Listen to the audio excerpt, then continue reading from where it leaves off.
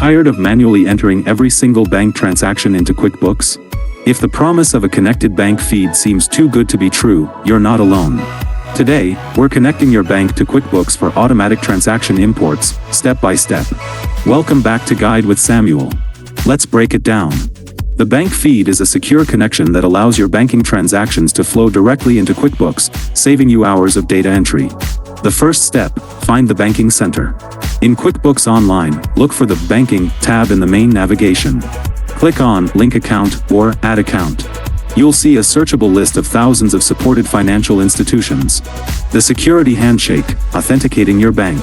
Type in your bank's name, select it, and a secure window will pop up. You'll be asked to enter your online banking credentials. This is the secure handshake that allows QuickBooks to fetch your transactions. Rest assured, this process uses bank-level security. And that leads to my crucial pro tip: start with a clean date. When setting up the feed, choose a start date that's the beginning of your current accounting period or just after your last reconciliation. This avoids importing a massive, overwhelming list of old transactions that you've already handled. So, just like that, you're on your way to automated bookkeeping. A connected bank feed goes a long way in giving you real-time insight into your cash flow. Now I'm curious, which bank do you use, and was it easy to connect?